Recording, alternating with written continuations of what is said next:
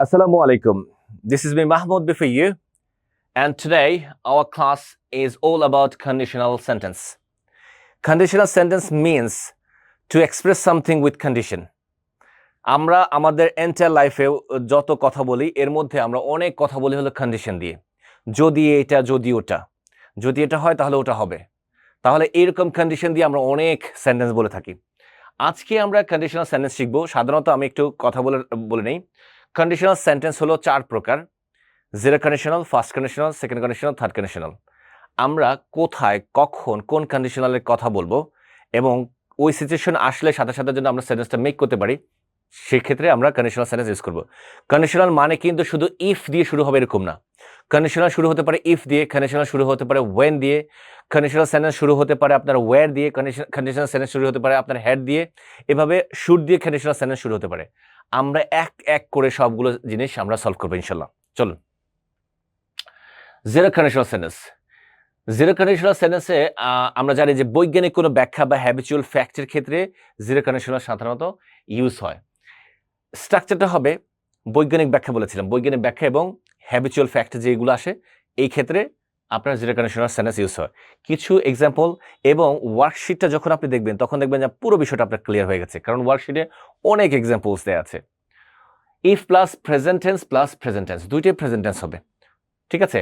Conditional sentence ক্ষেত্রে যেমন if it rains, যদি বৃষ্টি হয়, উই গেট ওয়েট, আমরা ভিজে যাই, স্বাভাবিক একটা কথা, বৃষ্টি হলে আমরা ভিজে যাই। তারপরে ইফ আই এম টায়ার্ড, যদি আমি ক্লান্ত থাকি, ক্লান্ত হই, I go to bed early, তখন আমি দ্রুত ঘুমাতে যাই, ঠিক আছে, আমি যদি ক্লান্ত থাকি।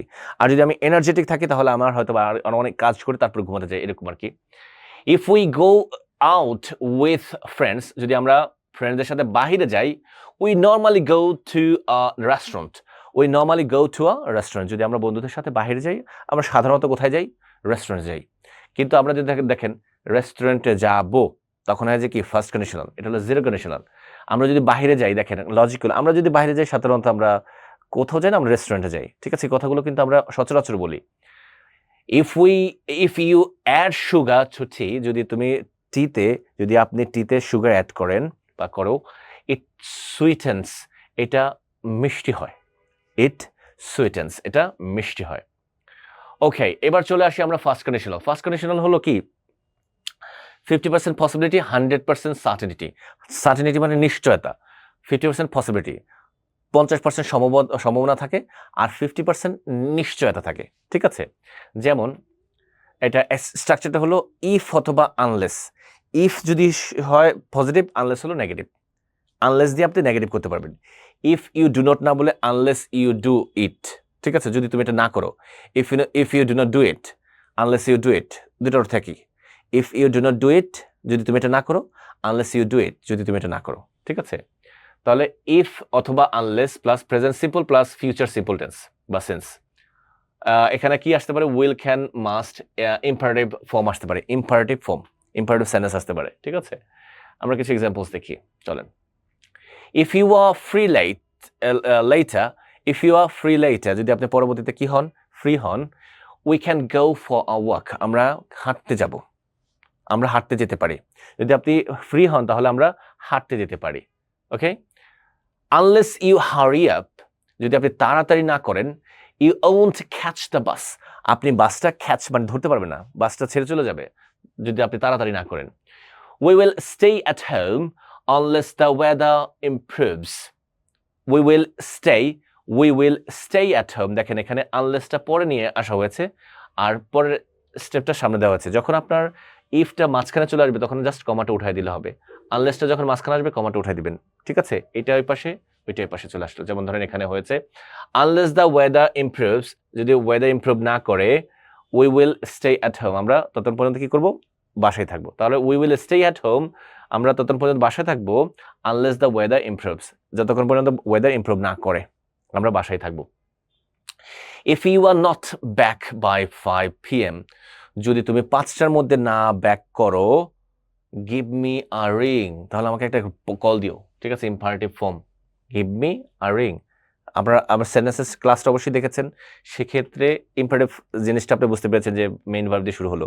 তাহলে if you are not back by 5 PM, যদি তুমি 5টার মধ্যে না ব্যাক করো তাহলে আমাকে একটা কল দিও, ঠিক আছে? Okay, so take a break, এটাকে ইম্পারেটিভ সেন্টেন্সটাকে আগে আনা হয়েছে।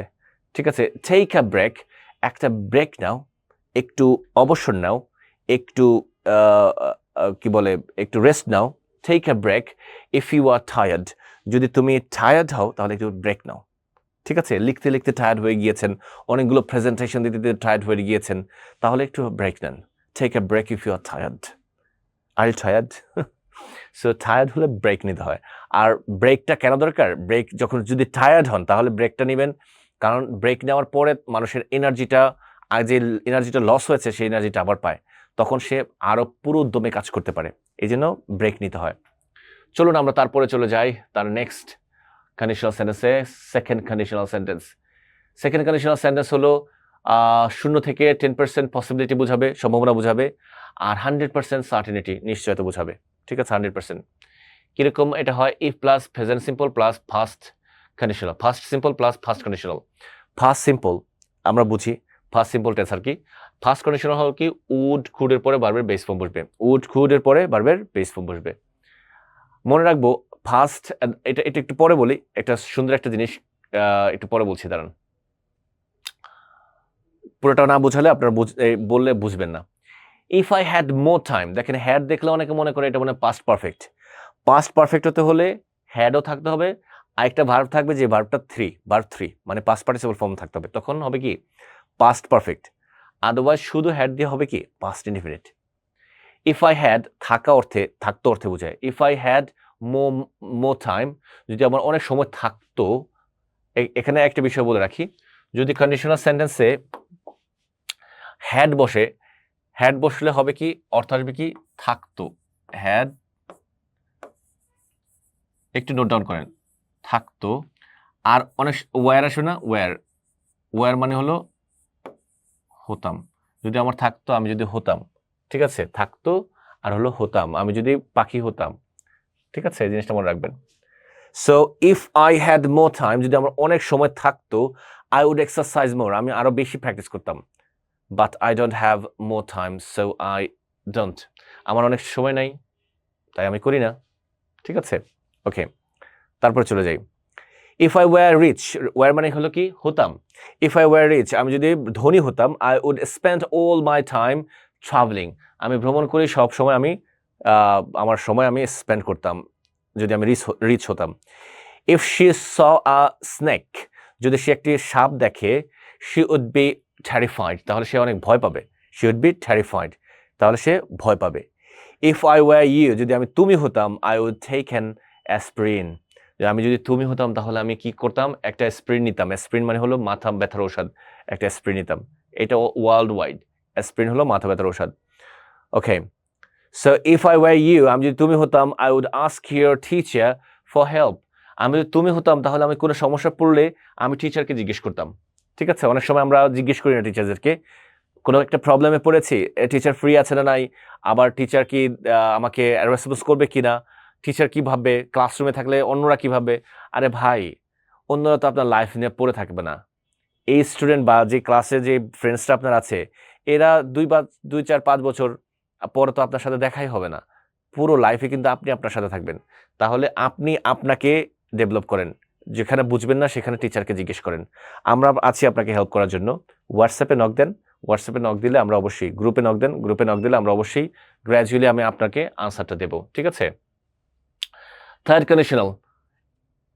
ওকে, থার্ড কন্ডিশনাল মানে হলো আপনার থার্ড কন্ডিশনাল শুরু হয় কিভাবে, স্ট্রাকচারটা কিভাবে শুরু হয়।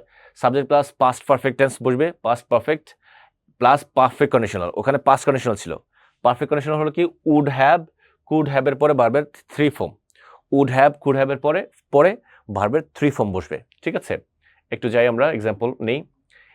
If I had been rich, ওখানে ছিলাম, ওখানে কি ছিল, যদি ইফ আই ওয়্যার রিচ, এখানে হলো কি if I had been rich, I would have spent all my time traveling. একটা বিষয় বলবো, মানে খুব সতর্কতার সাথে শুনবেন, কারণ হলো কন্ডিশনাল সেন্টেন্সের আমি আরো কিছু এক্সাম্পল দিচ্ছি, তারপরে আমি বলছি। If I had been rich, যদি আমি ধনী হতাম, I would have travel all my time travelling, আমি আমার সময়টা ইয়ে করতাম কিভাবে, স্পেন্ড করতাম কিভাবে, ট্রাভেলিং করে, বিভিন্ন দেশে ঘুরে if she had seen a snake, যদি সে একটি সাপ দেখতো তাহলে সে অনেক ভয় পেয়ে যেত। If I had been you, যদি আমি তুমি হতাম, I would have taken an aspirin, আমি একটি অ্যাসপ্রিন নিতাম। If I had been you, আমি যদি তুমি হতাম, I would have asked your teacher for help, আমি তোমার টিচারকে মানে আমি টিচারকে হেল্পের জন্য আস্ক করতাম, বলতাম। ঠিক আছে, এখানে যে বিষয়টা আমি বলতে চেয়েছিলাম সেই বিষয়টা বলি। একটা জিনিস খেয়াল করে দেখেছেন, ইফ আই ওয়্যার রিচ, যখন আমি বলেছিলাম তখনও বলেছিলাম যে আমি যদি ধনী হতাম। এখানে বলছি if I had been rich, এটার অর্থ কিন্তু আমি যদি ধনী হতাম।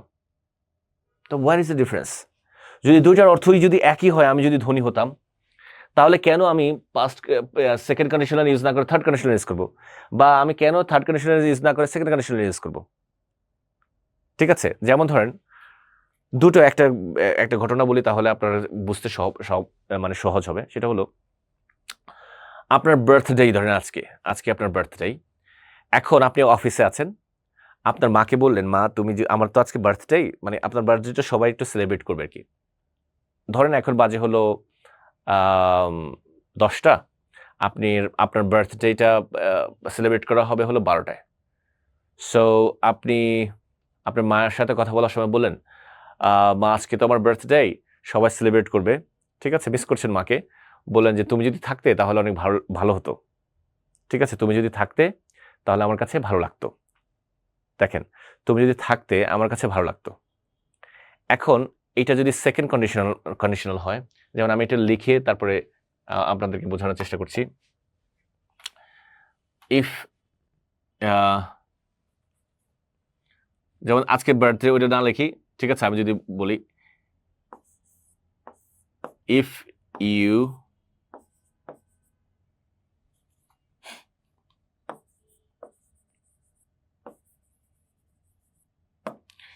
ওয়্যার হিয়ার, যদি তুমি এখানে থাকতে, যদি আপনি এখানে থাকতেন, আই উড ফিল বেটার, আমার কাছে ভালো লাগতো। ইফ ইউ ওয়্যার হিয়ার, যদি আপনি এখানে থাকতেন বা তুমি যদি এখানে থাকতে, আই উড ফিল বেটার, আমার কাছে ভালো লাগতো। ঠিক আছে, আবার এই একই সেন্টেন্সকে বলা যায় হলো কি, একই সেন্টেন্সকে বলা যায় হলো এভাবে, ইফ ইউ হ্যাড বিন, এটা হলো কি পারফেক্ট কন্ডিশনাল, যে এই কন্ডিশনালটা perfect conditional. If you had been here,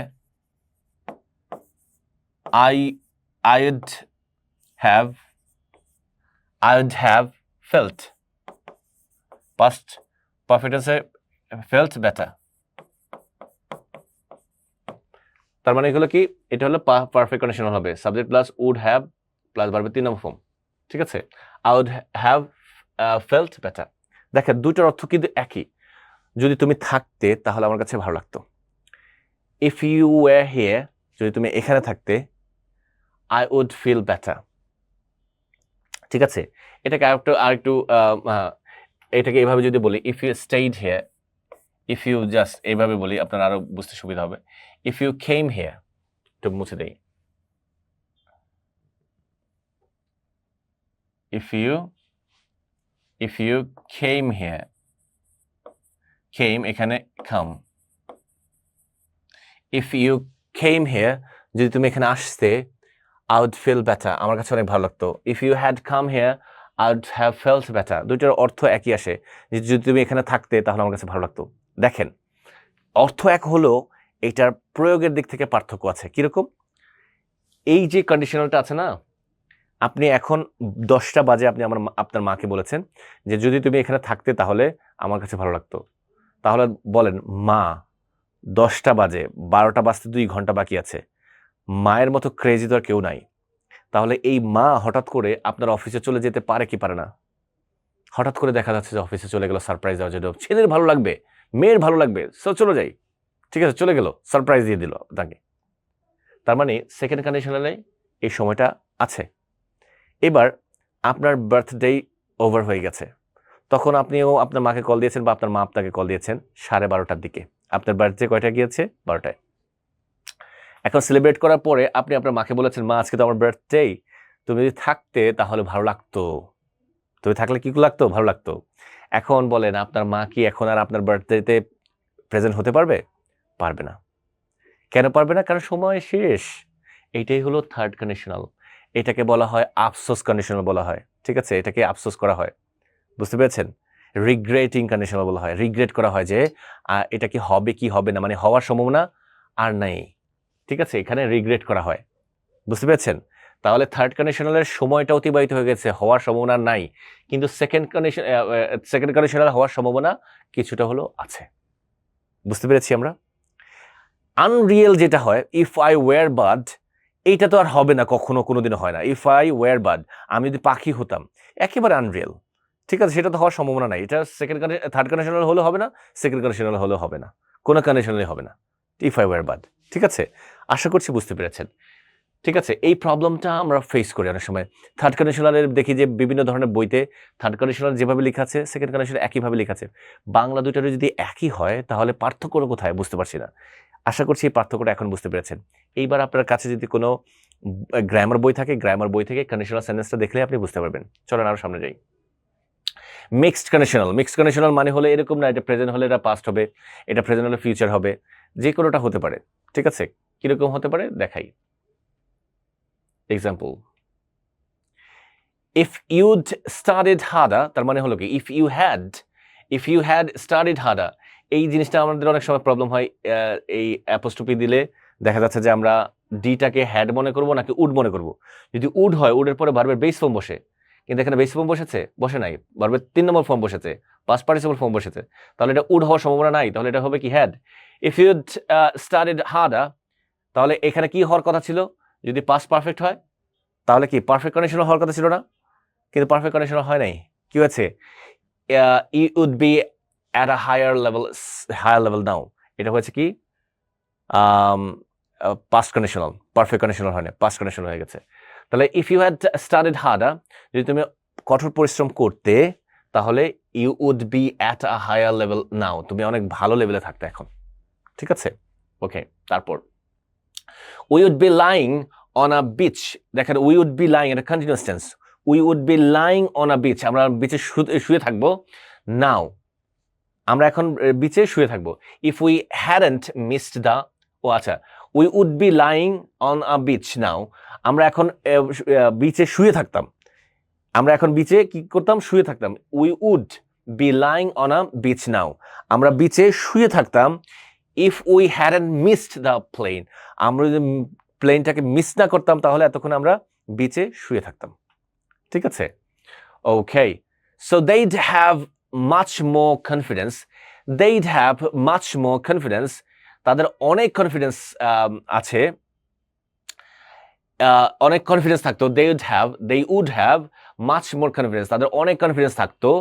if they hadn't lost so many matches, যদি অনেকগুলো ম্যাচ তারা না হারতো, তাহলে তাদের অনেক কনফিডেন্স থাকতো।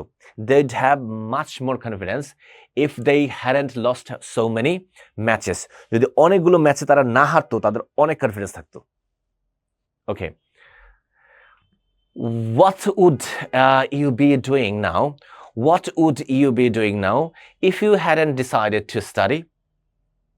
তুমি কি করতে থাকতে বা কি করতে তুমি যদি এখন স্টাডি না করতে, তুমি মানে স্টাডি করার ডিসিশন যদি তুমি না নিতে, তাহলে তুমি এখন কি করতে থাকতে? তুমি যদি এখন মানে পড়াশোনা না করে, তাহলে তুমি এখন কি করতে? ঠিক আছে? What would you be doing now? এখন তুমি কি করতে? If you hadn't decided to study, যদি তুমি পড়াশোনা করার ডিসিশন না নিতে। অনেকে আছে না যে পড়াশোনা করে নাই, আপনার সিনিয়র অনেকে আছে পড়াশোনা করে নাই, এখন তারা কি করে? আপনি তো পড়াশোনা করেছেন, এখনো করছেন। ঠিক আছে? এখন আপনি কি করছেন? ঠিক আছে? তাহলে কনস্ট্রাকটিভ ওয়েতে আপনি আগান। একটা বিষয় বলে রাখি,